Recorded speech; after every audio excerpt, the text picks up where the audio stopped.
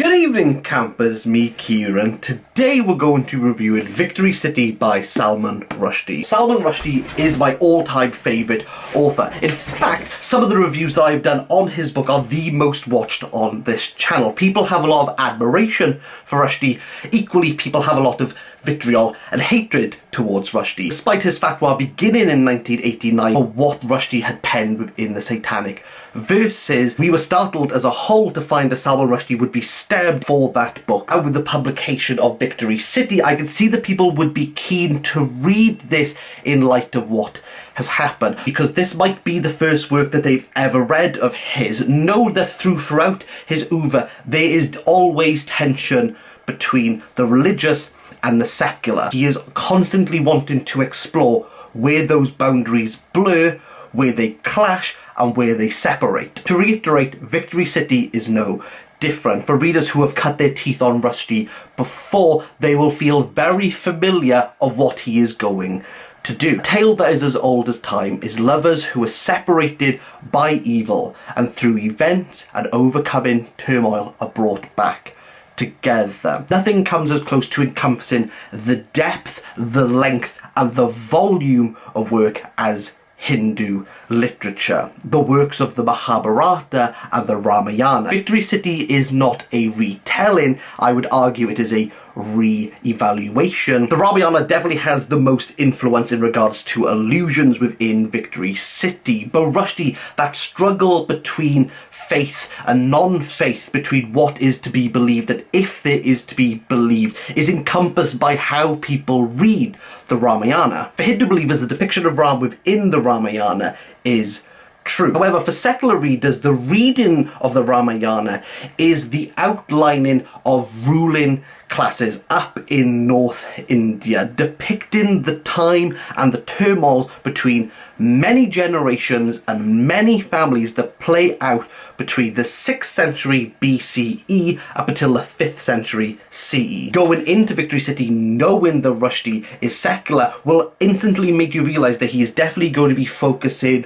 on the latter. This is a story made up of many generations and many families of ruling class people. Victory City is a work by a translator who has uncovered a hidden text that has been buried in a clay pot. Penned by the fabled Pampa Kampada, who died at 247 years old. What he holds in his hand is the Jaya Parajaya, the victory and defeat. It is the translation of the Jaya Parajaya that we readers are reading. Before I give you a slight plot premise to Victory City, it is worth noting that there are many names and many faces who fall in and out of this book as we cover 200 years. In fact, some names are repeated, some names change, and some names will impact the image of those who are vying for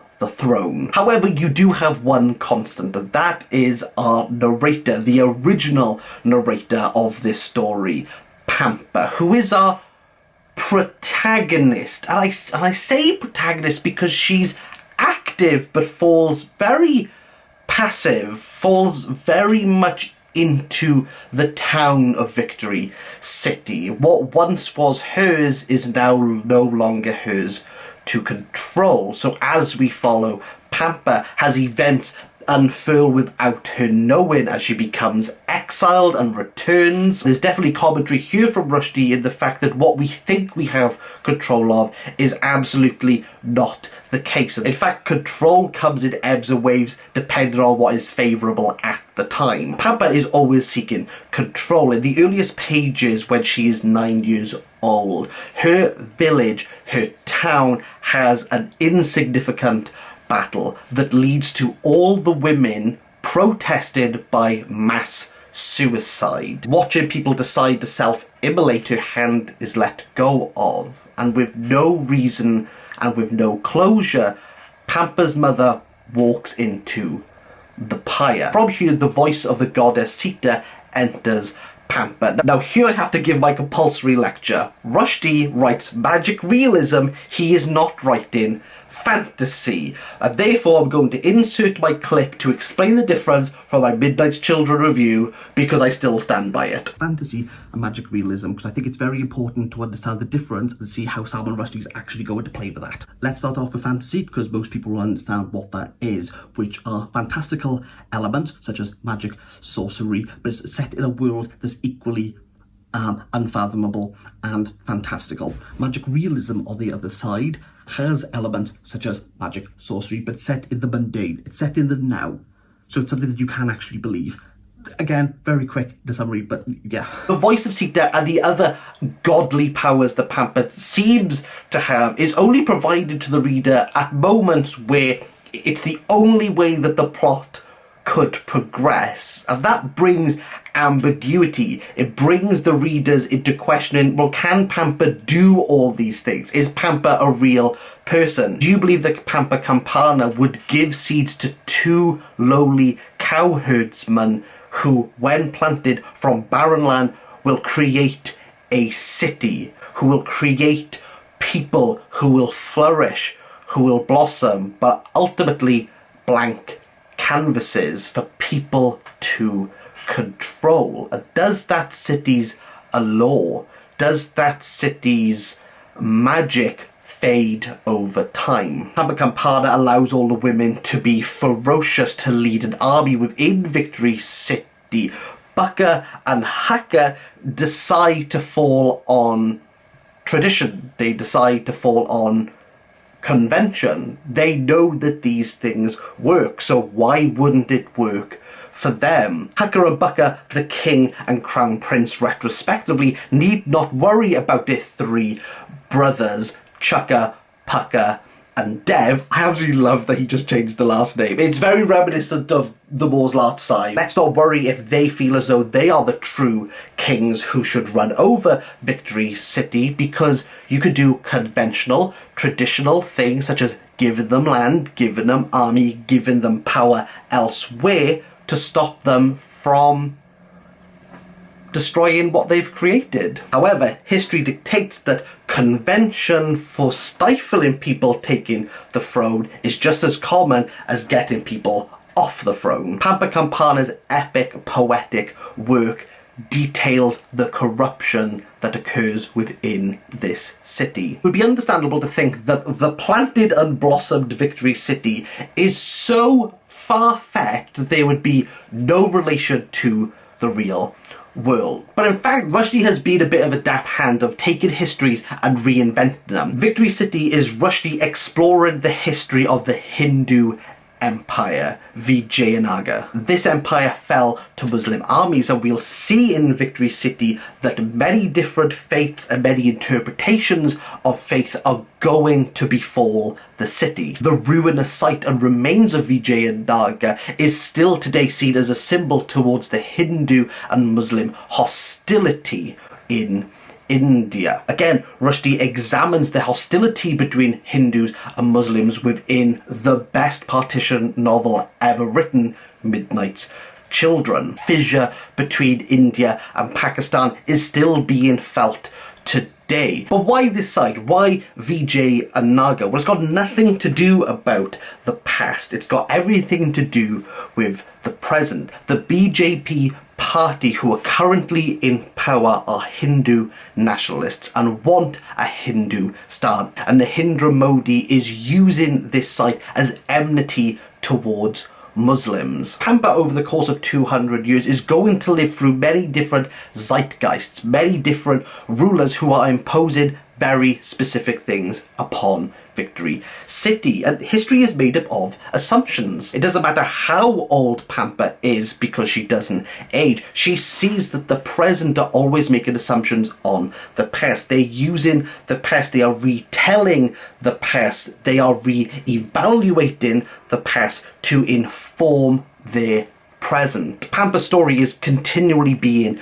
corrupted, which is why she decides to write, to have it in her own voice. But the story itself buckles and bends over continually to corruption. We have the obvious examples of political and social corruption happening within Victory City, but we have more subtle examples of corruption. In fact, Rushdie's translator is corrupting the text. As I referenced earlier, the Jayapaya Jaya is a poetic verse text. Here we have prose. The actual structure and form has been modified. Additionally, there's further corruption of the text because you're moving from one language to English, and again it's corrupted because translator interjects the text, saying there's a real long description about horses, but I don't think this is relevant, so we're just going to cut this out. All of this changes the optics and meaning of what the original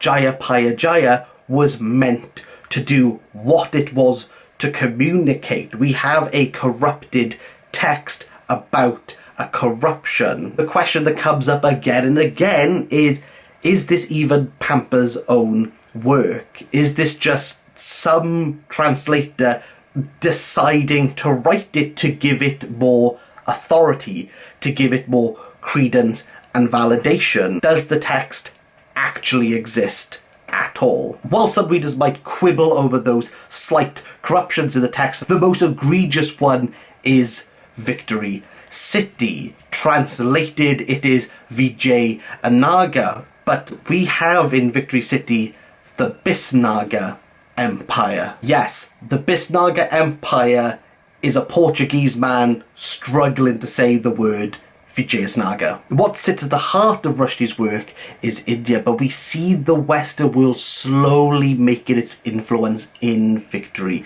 City. One could definitely argue that the legacy of the Mahabharata and the Ramayana have their feet grounded at the middle, but at the end of Victory City, the Homeric and the Miltonic images really begin to fruition. Victory City to me is very reminiscent of Ozymandias by Percy Bysshe Shelley, where Ozymandias is the king of kings. He has a vast empire. Everyone beseeches him.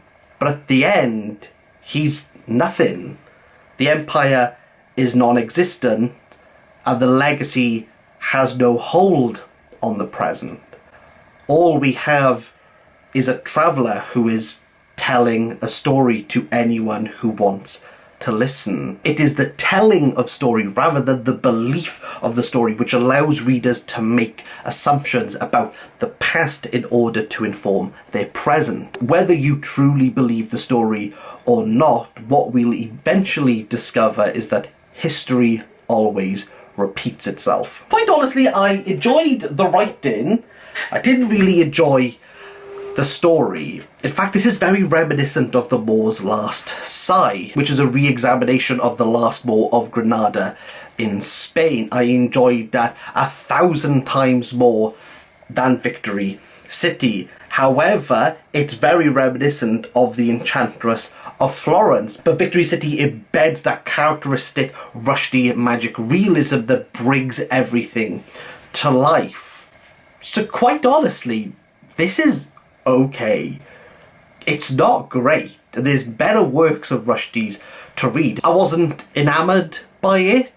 I wasn't angry with it. I wasn't enthralled by it. I wasn't excited by it. Another aspect of Victory City that goes against his favour, which is something that Rushdie just does, which is when Rushdie has to put his characters into a forest, everything, stunts for me. Although there were so many Kipling references, yes, the Jungle Book does somehow make its way into exile with Pamper. I wasn't expecting those allusions. And the fact that time almost pauses, it took me a while to get through part 2. This is Rushdie's historical novel, and it's mid at best. It's a 5 out of 10. But it's not the Golden House. But we don't talk about the Golden House here, so isn't that great?